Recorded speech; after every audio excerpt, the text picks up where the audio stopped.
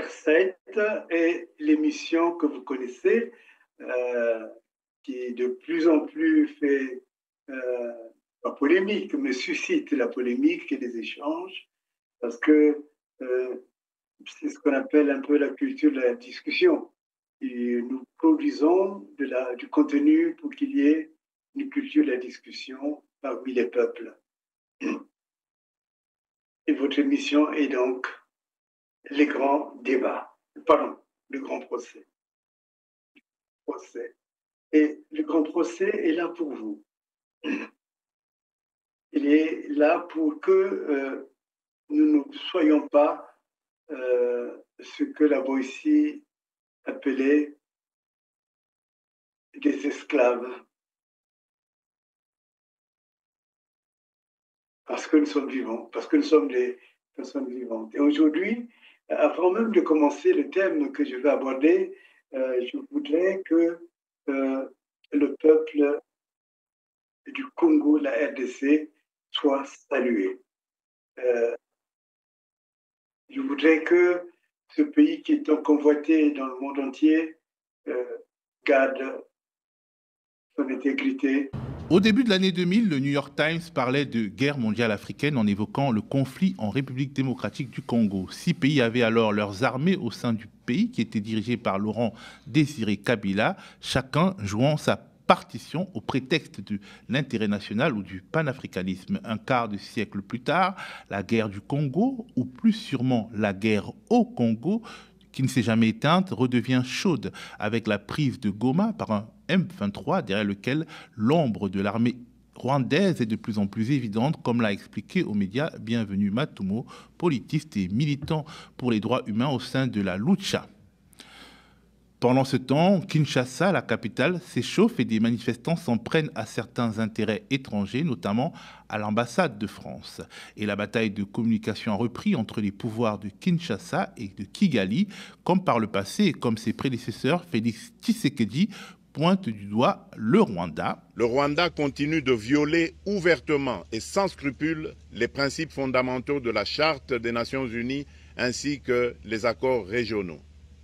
Pire, ces agissements se déroulent dans une impunité totale et ce, avec un mépris manifeste des règles internationales et des valeurs que ces institutions sont censées défendre. Cette attitude arrogante, qui ne cherche même plus à masquer ses forfaits, est une provocation inacceptable à l'égard de notre souveraineté et de la stabilité régionale. De son côté, Paul Kagame ne se contente pas d'invectiver son homologue congolais, il s'en prend à Cyril Ramaphosa, le président sud-africain, ce dernier ayant demandé aux troupes de son pays de quitter Goma. Last 2 days, on Monday and today this morning,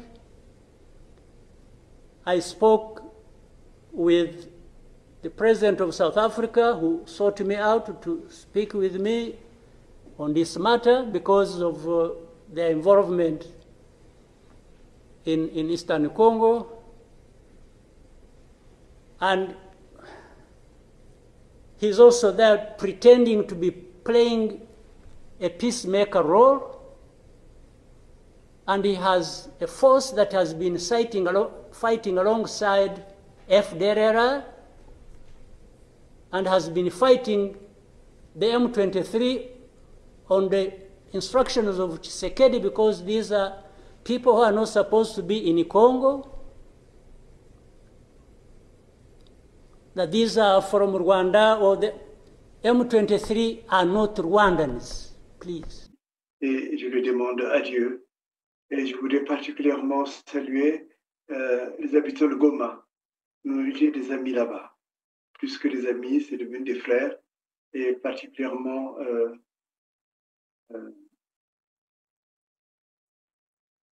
la famille Boulangalire. Boulangalire est un petit frère avec qui j'ai fait la théologie. Et on a des liens qui sont devenus pratiquement des liens de famille, qui sont des relations qui sont devenues des relations de famille. Et je les salue et je prie vraiment que le Seigneur les protège. J'ai aussi un confrère, Narcisse, qui est avocat là-bas.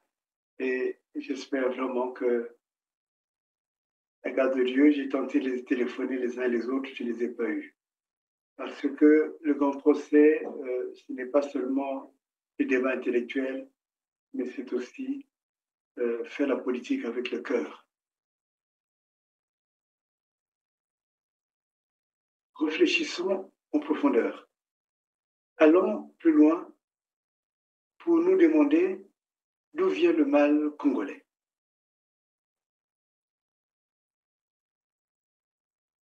Je crois que le mal congolais vient du pouvoir, le partage du pouvoir et la manière dont le pouvoir est transmis. Vous le savez très bien et que Loulou et Massamba Deba avaient des liens, et c'est Loulou qui a appelé Massamba Deba au pouvoir. Mais Massamba Deba a cherché et a trouvé les moyens de renverser Loulou. Vous le savez, peut-être vous le savez moins, qu'en 1964, c'est Massamba Deba qui avait envoyé Sassou Nguesso en Russie et dans des formations assez spéciales et dans lesquelles on trouve, je dirais, les tueurs. Est allé apprendre les techniques de poison, comment tuer les on appelle ça, les opposants. Et quand il est revenu, vous le savez peut-être moins, que la première victime a été Ibaliko, un Téké, un des premiers Téké qui s'est engagé en politique.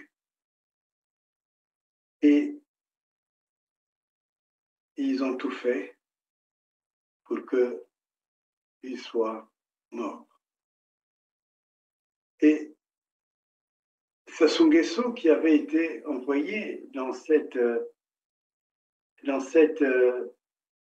formation, que fera-t-il? Eh bien, c'est lui qui va tuer Massamba Deba. Le jeune officier parachutiste, cofondateur en 1969 du Parti congolais du travail marxiste-léniniste, participe au renversement de plusieurs chefs d'État. Alphonse Massamba Deba, Joachim Yombi Opango. Et le corps, jusqu'à présent, on le sait, n'a pas été rendu à la famille. Marien Ngouabi a voulu faire un deal avec Massamba Deba pour essayer de mettre fin aux embarras qu'il avait. Massamba Deba prenant les choses en main sur le plan économique et politique, parce que qu'on le veuille ou non, au temps de Massamba Deba, nous avons eu une croissance à 2 chiffres. Donc, M. Massamba Deba était sobre. Et Massamba Deba ne tapait pas dans la caisse de l'État et il ne la confondait pas avec sa poche. Donc, de ce côté-là, Marien Ngouabi a voulu faire un deal qui gênait beaucoup de gens et c'est en ce moment-là qu'il a signé son arrêt de mort. Quel était le deal, M. Dalla? Le deal qu'il voulait faire. Oui. Mais donner à Massamba Deba la possibilité de gérer les affaires de l'État et lui garantissant la sécurité avec l'armée. Donc, on a là, c'est un pouvoir qui va en s'amendant, en progressant, mais c'est un pouvoir qui ruine les uns puis les autres. Ça signifie que les gens qui ont été mis au pouvoir, ou qui se sont emparés du pouvoir, ne sont pas, comme on dit, des hommes ou des femmes selon le cœur de Dieu.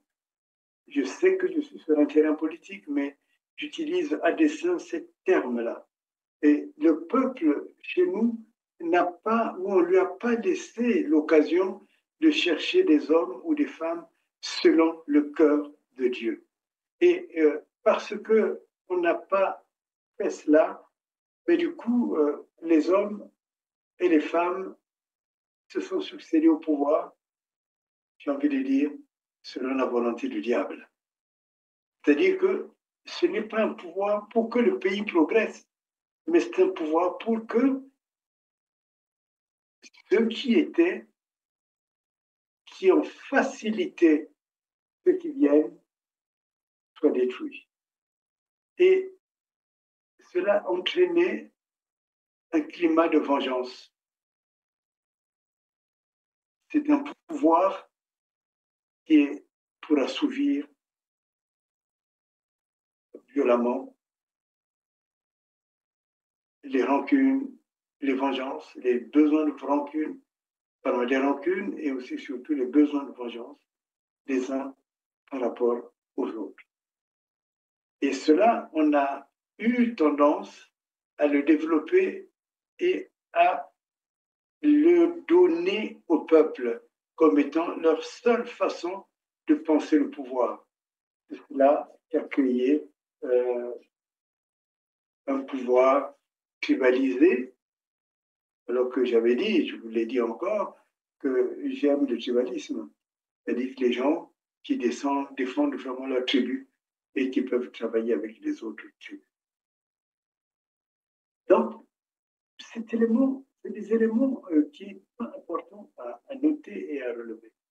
Parce que le jour où le Congo, le jour où les Congolais vont exiger un homme selon le cœur de Dieu, le Congo changera. Parce que les gens ne seront pas là pour leurs propres intérêts, ils ne seront pas là pour préserver leurs intérêts, ils ne seront pas là pour que, comme le prépare, je crois, sous cap Sassou maintenant, on veut créer un vice, je crois que c'est un vice-président au Congo, de telle façon, on le sent bien, pour que, une fois que Sassou est renversé, ou Sassou, particulièrement, puisqu'il va à sa mort, ce n'est pas seulement les vieux qui meurent, mais il y a beaucoup de chances quand même que ceux qui sont vieux meurent plus vite que ceux qui nous suivent, ceux qui sont jeunes. C'est ainsi d'ailleurs que l'ordre devait se faire. Et donc, on a un pouvoir qui est toujours, c'est pas compliqué, mais c'est un pouvoir qui cherche toujours à garder le pouvoir. Un pouvoir qui cherche à garder le pouvoir. Parce que ce pouvoir, une fois qu'il est gardé, il nous apporte de la richesse, il apporte du pouvoir, il apporte la sécurité. Mais en réalité, quand on regarde bien, depuis les indépendances, et particulièrement depuis le régime de Sassou, le Congo est vraiment devenu carrément une poubelle de l'histoire. Le Congo ne progresse pas. Le Congo, à la limite, et même pas que le Congo fasse honte, mais simplement le Congo est devenu un lieu de terreur pour son peuple. Et le Congo est devenu une terre très sale.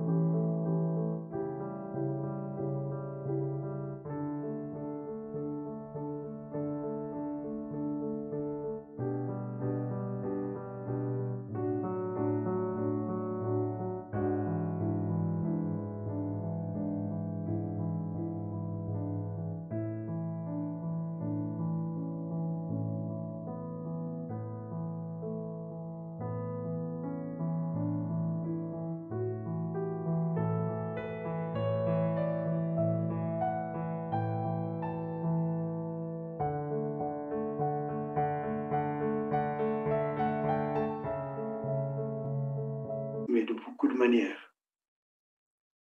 Il n'y a pas de véritable innovation, il n'y a pas de véritable travail, il n'y a pas de sécurité pour les individus, il n'y a pas de progrès pour la jeunesse, comme nous l'avons dit la dernière fois. On veut tuer le colonna, alors qu'on dit que la peine de mort est interdite au Congo.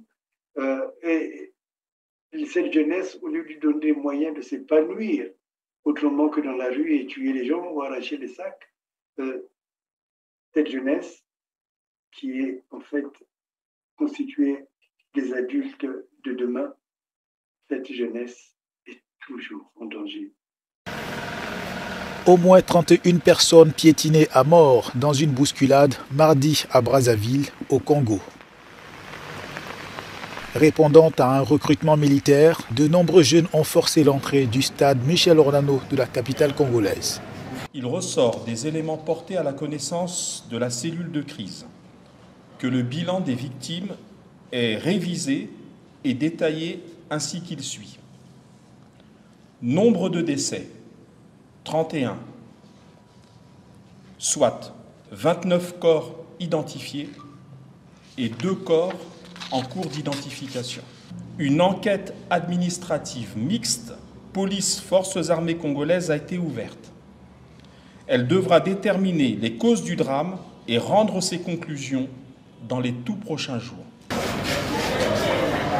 Les réseaux sociaux font écho de l'horreur et les blessés pris en charge au CHU de Brazzaville. C'est juste la foule qui s'était empressée devant le portail. Et puis les gens étaient tellement nombreux qu'on ne pouvait pas tous rentrer. Et puis les autres sont tombés et puis les autres marchaient sur les autres. C'est ce qui a causé l'accident. Toute la foule qui était derrière moi sont venus tomber sur moi. Et après, je ne sais pas qu'est-ce qui s'est arrivé. Je me retrouvais dans l'ambulance. Le pays sans jeunesse ne peut pas progresser. Quand on regarde la place de la femme est devenue plus un instrument qu'en réalité un instrument sexuel. Mais ce n'est pas l'aide que Dieu avait créée. Pour 2500, peut-être 3000 $, des jeunes filles quinoises mineures, 16 à 17 ans, se font prendre à Brazzaville. La DGM qui suivait leurs traces depuis un temps vient de mettre la main sur quelques-unes au moment où elles s'apprêtaient à se rendre à Brazzaville. Suivez les faits. Insoutenables ces révélations des jeunes filles congolaises, 16-17 ans, objets de plaisir sexuel de certaines autorités brazzavilloises sans scrupules. Au prix de 2500-3000 $, elles sont offertes pour assouvir la gloutonnerie sexuelle de ce monsieur sans âme, sans foi ni loi, qui ne pense même pas à la protection de sa propre progéniture. Lukobeka Andrea, Ornella Malabandaya ont été récupérées au Bichongovila à Kinshasa alors qu'elles traversaient par un canon rapide affrété pour passer à la potence de ce monsieur, la soixantaine révolue, dont les mobiles ne sauraient être compris. Il se plaît rien qu'avec des petites filles, témoigne Naomi Okende Okonda, 22 ans, facilitatrice et recruteuse des mineurs. Natuni Andrea, nakoki kotia en contact na DJ garçon moboy à sala makabu, trafic na Brazza. Elle a dit oui, il présente les filles aux hommes. Lui, il voulait qu'il y ait des petites filles. Mais moi, je voulais aller avec elle. Et lui, il a dit on ne me voulait pas. On voulait elle et que je cherche une autre petite fille. Je m'appelle Andrea, j'ai 17 ans. On partait à Brazzaville pour aller prendre de l'argent chez un ministre. Pas moins de 3000 $. Mais je sais qu'il y a des filles qui partent avec lui. Le mercredi soir, DJ nous avait confirmé qu'on devait aller à Brazzaville prendre de l'argent.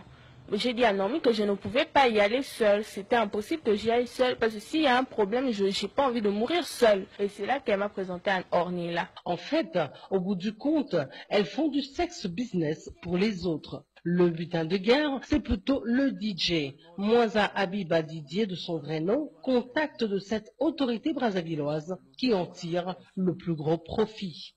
Selon DJ Mwanza, il doit avoir 50% des 2500. Naomi a dit que non, ça ne peut pas se faire. Comment il va te donner 50%?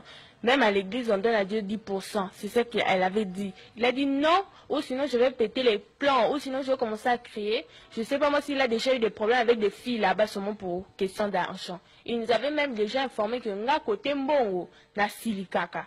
Naïveté d'enfance, mauvaise éducation, situation socio-économique déplorable, des questionnements écœurants. L'une des gamines soutient par ailleurs utiliser ses fonds afin de soigner sa mère malade et payer sa scolarité. Ainsi donc, ce fameux DJ, pas de la musique, est plutôt un spécialiste du proxénétisme et incitation de mineurs à la débauche. Avec son complice pour la traversée, Tati Mboko, chef d'agence SCTP, ex-Onatrao Beach, ils n'en sont pas à leur premier forfait. Et donc, nous sommes dans un pays qui doit changer de paradigme. La politique doit être faite selon le cœur de Dieu. On y a mis beaucoup de la maçonnerie, la rose-croix, toutes ces choses-là, mais on n'a pas interrogé qu'est-ce qui pourrait donner l'âme au Congo? Qu'est-ce qui ferait que nous ayons la fierté d'être Congolais? Qu'est-ce qui ferait que le Congo soit respecté internationalement? Qu'est-ce qui ferait que un enfant, quand il naît au Congo, je dirais pratiquement, c'est une grâce pour lui, parce qu'il recevra tous les traitements, il recevra tout ce qui est nécessaire pour que ses parents l'élèvent de la bonne manière, mais également pour que cet enfant puisse avoir un avenir. Le Congo est conduit de ruine en ruine. Le Congo, à l'étranger, est un pays d'intrigue. Mais plus que l'intrigue, il entre dans les volontés de tuer d'autres peuples. Vous le savez qu'il y a de plus en plus d'études qui mettent en cause Sassou par rapport à la mort de Kadhafi. Vous le savez que le Congo est mis en cause, et Sassou toujours, par rapport à l'affaire du DC-10. 30 ans après le tragique attentat du vol DC-10 de l'UTA, le Congo se souvient encore de ses 91 fils disparus lors de ce crash. En présence des délégués de plusieurs familles des victimes, une cérémonie de requiem s'est déroulée ce 19 septembre à la stèle érigée en mémoire de ces victimes à Brazzaville. Au nom du gouvernement, le ministre des Transports, Fidèle Dimou, a déposé une gerbe de fleurs pour compatir aux côtés des parents des victimes et aussi saluer la mémoire de ses compatriotes disparus. Cette cérémonie constitue pour le gouvernement un devoir de mémoire. Un devoir de mémoire pour des êtres chers que nous avons perdus il y a exactement 30 ans. Donc on dirait que 30 ans c'est beaucoup, mais pour ceux qui ont perdu des êtres chers, c'est comme si c'était hier. Et donc nous avons le devoir de nous rappeler que nous avons perdu des êtres chers et nous devons toujours nous souvenir d'eux. Des êtres chers que 30 ans plus tard, l'émotion reste toujours vive dans le cœur de ses parents. Pour nous, ça représente quelque chose de très très fort. D'autant plus que, vous savez, chez nous ici, nous célébrons cet événement devant le monument des morts. Et vous voyez la cérémonie qui est faite, celui qui parle parmi la force publique qui est là, ils disent aux morts. Donc, c'est réellement pour les victimes du terrorisme international. Et cette cérémonie, c'est une cérémonie sobre, mais je suis beaucoup plus touché. Ça fait 30 ans qu'on a perdu les nôtres. Le cœur continue de saigner. Le cœur saigne, l'âme des victimes ne se repose pas en paix. Et c'est une tristesse.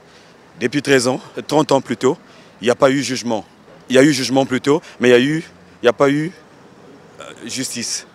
Voilà la tristesse. Pour rappel, le vol DC-10 de la compagnie aérienne française qui reliait Brazzaville à Paris via N'Djamena avait explosé en plein vol au-dessus du désert du Ténéré au Niger. Aucun de ces 171 passagers et membres d'équipage n'avait survécu à cette catastrophe. Le Congo n'est pas un partenaire pour les peuples. Ce qui se passe maintenant à Kinshasa nous interroge.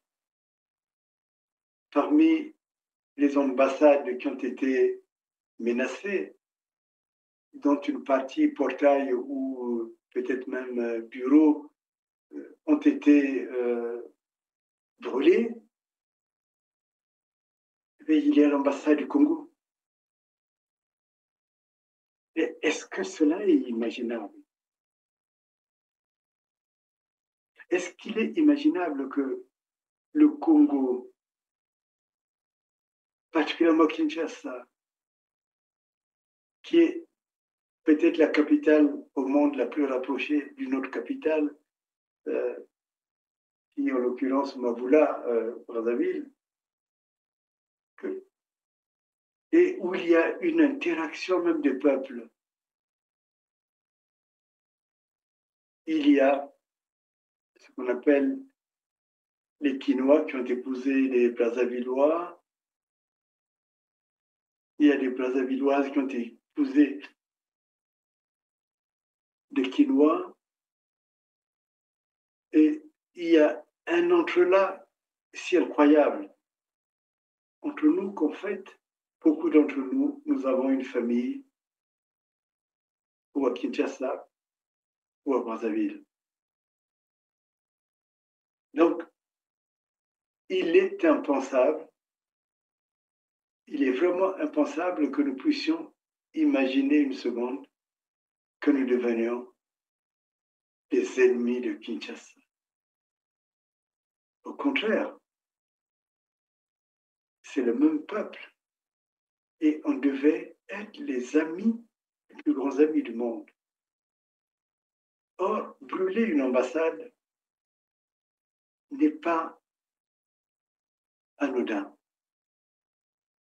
Brûler l'ambassade du Congo, c'est pratiquement une déclaration de guerre.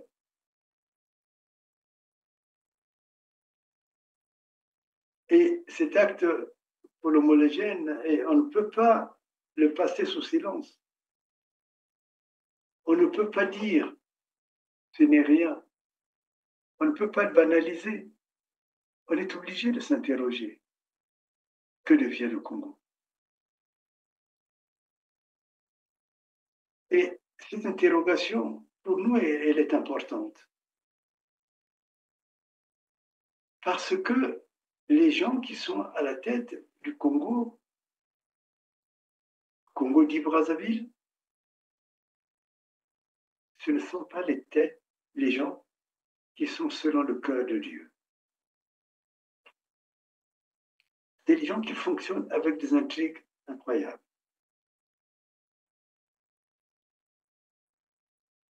Et plus nous avançons, plus leurs intrigues se font voir. Le peuple du Congo démocratique, c'est plus qu'un soupçon.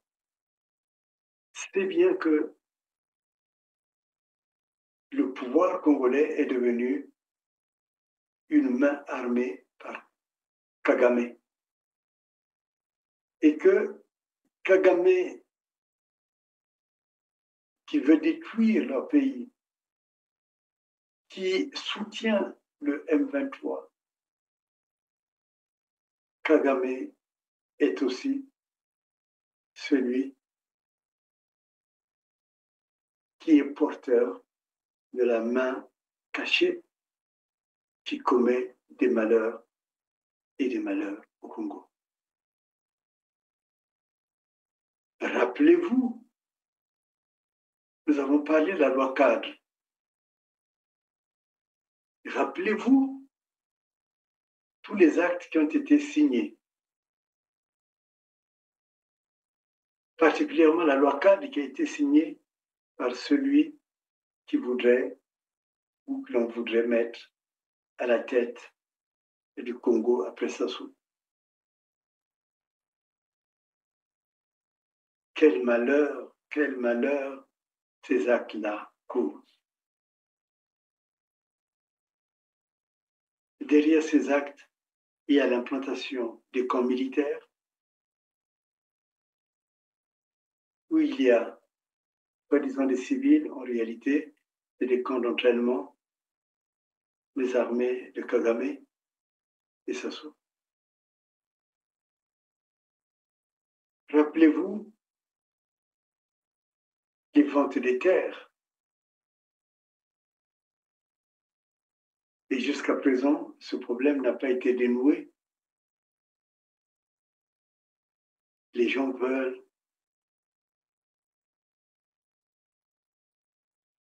se cacher, jouer la politique l'autruche, alors qu'en réalité, nous avons là des bombes qui sont suspendues sur la vie des générations futures. Le Congo, qui n'appartient plus au Congo, a été vendu au Rwanda. Rien ni personne n'a démontré jusqu'à présent que cela est faux, puisque cela est vrai. Et ceux qui ont vendu ces terres se pavanent tranquillement. Ceux-là, ils ont dans leur cœur leurs propres intérêts. C'est les mêmes qui ont pratiqué le génocide que j'ai appelé le génocide Elari. C'est les mêmes qui ont voulu et qui continuent à penser, à pratiquer la politique de la terre brûlée, avec pour adage de consolation. Après nous le déluge. Ces hommes, commencé par Kagame lui-même, jusqu'à ces fameux nilotiques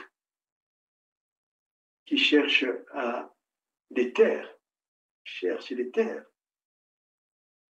et qui ont arraché nos terres,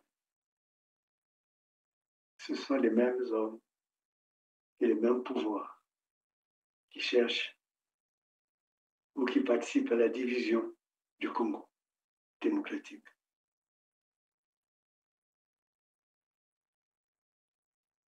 Je comprends que ces gens-là, ayant fait tant de mal à la République démocratique, à notre peuple du Congo démocratique, ils aient causé la colère du peuple, qui font que pour ces gens, pour nos frères du Congo démocratique, quand ils sont en colère, le Congo est toujours mis sur la mire, sur le point de connexion avec les ennemis du peuple, et je dirais les ennemis des peuples. Le Congo est un danger, tout au moins ceux qui exercent le pouvoir au Congo sont un danger pour le Congo, mais sont un danger pour l'étranger. Ils sont un danger pour les étrangers et au point où, d'un moment à un autre, d'une situation à une autre, d'une génération à une autre, les Congolais vont apparaître comme étant des gens dangereux dans le monde. Même pour ceux qui n'ont jamais voyagé, qui n'ont jamais été ailleurs. Parce que simplement, ils n'ont pas à leur tête des hommes et des femmes selon même leur propre cœur et selon le cœur de Dieu. quand on regarde simplement le projet, plus que le projet, les élections qui sont prévues en 2026, et je crois qu'ils vont repousser ces élections. Quand on regarde cela, on se dit enfin une occasion pour que le Congo exprime son propre cœur, pour que les Congolais puissent dire « Moi, j'ai choisi telle personne ». Et quand on regarde même les élections auxquelles j'avais participé, m'empêcher, malgré l'argent que j'avais laissé dans ce pays, m'empêcher d'aller jusqu'au bout, parce que Sassou avait peur. Quand je connais comment ça fonctionne, la liste déposée au Conseil constitutionnel, où j'avais envoyé un huissier pour pouvoir attester de ma candidature, et l'huissier a été menacé même de radiation par Bouka et par toutes ces personnes-là, s'il recommençait à venir déposer ma candidature. Donc, quand tu regardes les choses comme cela, ce que je dis, ce ne sont jamais, je n'avance pas les choses uniquement comme cela. C'est des situations que j'ai vécues personnellement. Et je me rappelle quand c'était en 96, je crois, et puis en tout cas, j'étais allé au Congo. On m'avait même bloqué mon passeport à l'époque, j'avais le passeport congolais. On avait bloqué mon passeport. Il a fallu que vraiment je crie fort, que je crie avec autorité pour qu'ils aient peur, pour me rendre. 2 fois, ils m'ont bloqué mon passeport. Donc, on ne peut pas, dans un pays pareil où les résultats sont proclamés nuitamment, où les urnes n'ont jamais été ouvertes, et on déclare un pourcentage de réussite de Sassou, tout cela dit qu'au Congo, à part le crime politique ou le crime économique ou le crime humain, il n'y a pas de vie politique. Donc, il ne peut pas y avoir des hommes et des femmes élus dans le cœur du peuple.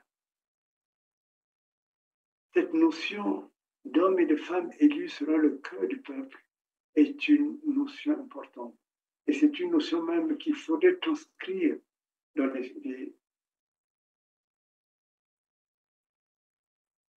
les constitutions futures. C'est-à-dire qu'il faudrait que les élections égalent la mise au pouvoir des hommes et des femmes selon le cœur du peuple. Et le peuple aimant Dieu, ce sera des hommes et des femmes selon le cœur de Dieu. Et c'est sous cette condition, uniquement sous cette condition, que le Congo changera, que le pouvoir va circuler en le laissant toujours entre les mains du peuple, que le Congo trouvera des éléments, des humains, des hommes et des femmes qui travailleront pour que les richesses du Congo reviennent au Congo. Pour que des hommes et des femmes, je vois le cas de Soumona, puisque je travaille là-bas pour reconstruire ce village, pour que ça devienne une ville, mais pour que des gens comme ceux de Soumona ne vivent pas 10 ans sous les tentes. tout cela ne fait pas la fierté d'un peuple. Et quand on regarde très bien, quand on se dit que le Congo nouveau doit exister, mais ce Congo nouveau, pour qu'il existe, il faut que l'ancien soit détruit.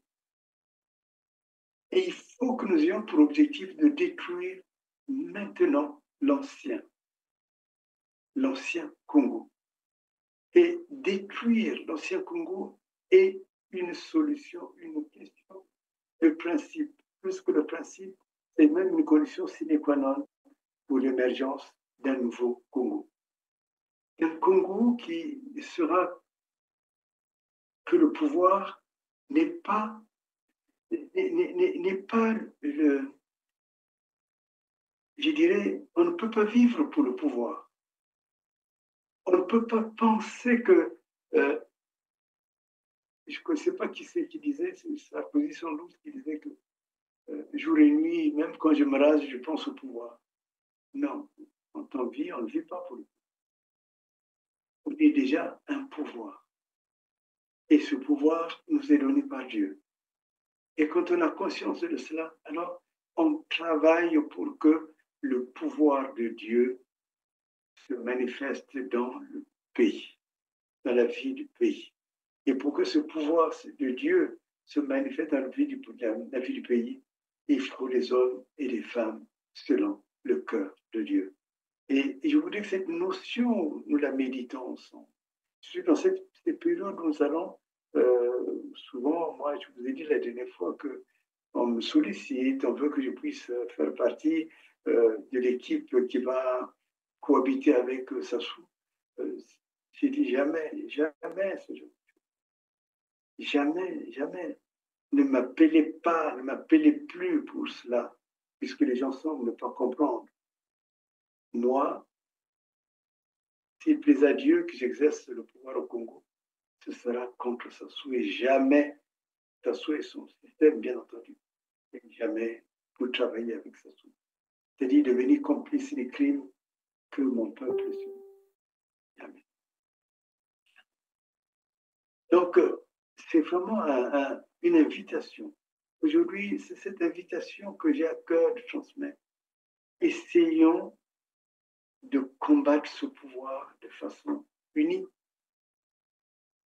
Essayons de faire en sorte qu'après émerge un homme ou une femme selon le cœur de Dieu. Comment le reconnaîtrions-nous? Mais c'est parce que le peuple aura choisi cet homme-là ou cette femme, et que cet homme ou cette femme travaillera pour le bien commun. Ne va pas utiliser les richesses du Congo pour s'enrichir ou enrichir sa famille. Il aura le droit, et au contraire même, il faut qu'il soit payé en fonction de son travail. Mais il doit d'abord être celui qui met l'intérêt commun au-dessus de ses propres intérêts. Et cela n'est pas une chose impossible. Avoir cette exigence, ce but à atteindre n'est pas également une chose possible. Au contraire, ce sera un défi. Il faudrait que nous puissions travailler à cela. Et quand nous y travaillerons, notre Congo sera respecté les gens. Nos voisins, nos frères ne vont plus brûler notre ambassade, comme ils ont brûlé l'ambassade de France. Et ce ne sera plus cette réputation que nous aurons d'entrer dans les magouilles criminelles les plus graves du continent. Ce que les gens n'ont pas noté. Vous savez qu'en Guinée-Bissau, avant que le pouvoir soit destitué, qui est sur place, c'est Sassou qui avait été envoyé là-bas comme un émissaire. Mais en réalité, c'était pour préparer le renversement de ce pouvoir. Et il y a quelque chose qui est l'exploitation de la criminalité congolaise à l'étranger. Et cela est vraiment intolérable. Et donc, nous devons tout faire. Nous devons travailler à partir de maintenant pour que Sassou ne soit plus l'homme qui va représenter les intérêts du Congo à l'étranger, quel que soit le lieu. Nous devons tout faire pour que le Congo redevienne une terre de paix, une terre où des hommes qui sont menacés à l'étranger vont venir, des hommes et des femmes vont venir se cacher au Congo. Le Congo est une terre de paix et non pas une terre de guerre. Le Congo n'est pas une terre de mercenaires comme le Rwanda voudrait le faire, mais une terre de vie, une terre sacrée. Le Congo n'est pas un lieu d'intrigue pour renverser les pouvoirs à l'étranger. Le Congo est une nation confiante qui doit soutenir le développement de toute l'Afrique. Cela est un objectif. Cela est un programme politique que tout un peuple peut et doit adopter pour que nous retrouvons nos lettres de noblesse. Pour qu'à travers le monde, quand le Congolais passe, on le dise, il y a un homme ou une femme qui vient de passer. Il n'est pas le cas actuellement. Que celui ou celle qui peut dire que le Congo est respecté à l'étranger lève le doigt. Et je ne crois pas que cela soit possible. Parce que même ceux qui volent de l'argent au Congo, ils se cachent à travers le monde. Il y en a qui sont devenus ou redevenus des Béninois. Il y en a qui vont se cacher au Maroc. Il y en a ainsi de suite.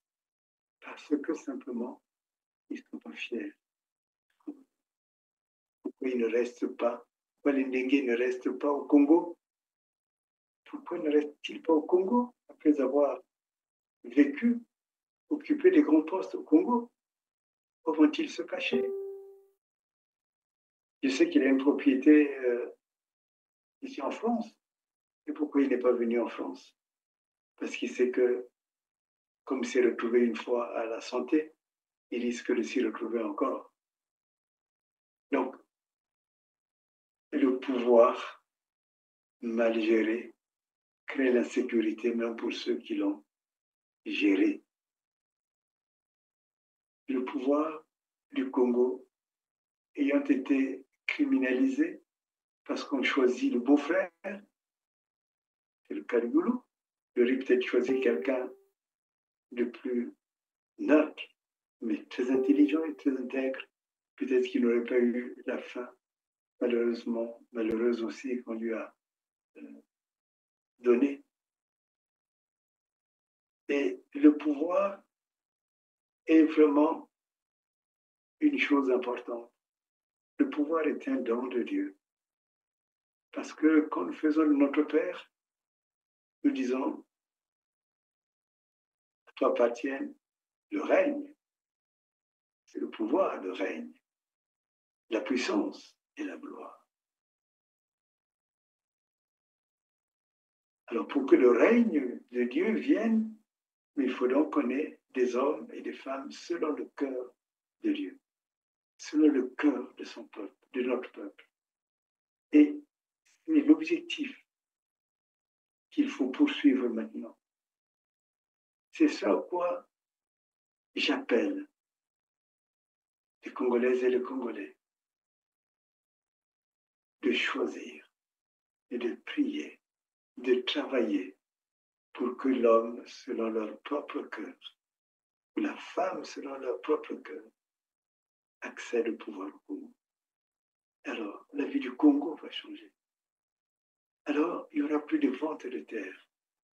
Alors, il n'y aura plus le président impliqué de la mort d'un Muammar Kadhafi, le président impliqué dans la destitution du pouvoir de Guinée-Bissau, et ainsi de suite, cela n'existe pas. Parce que nous sommes un peuple fier, un peuple intelligent, et peut-être parmi les peuples les plus intelligents d'Afrique. Et nous avons un continent riche. Nous avons une terre riche.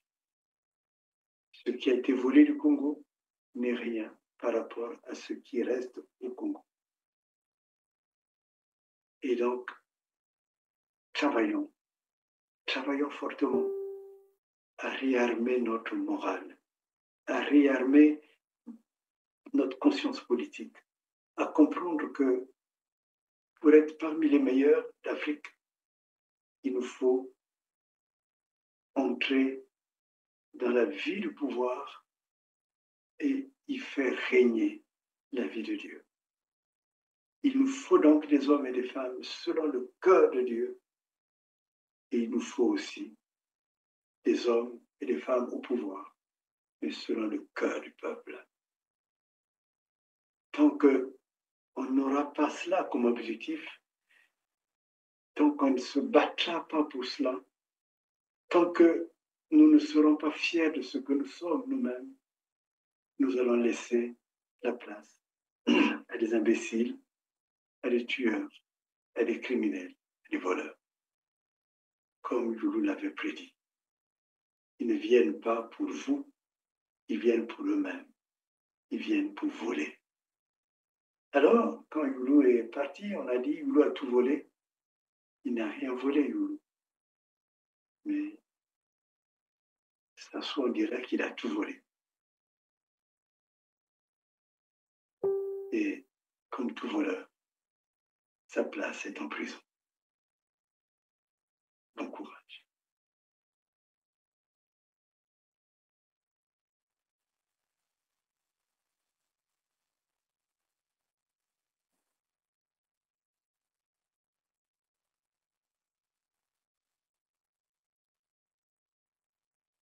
Oui,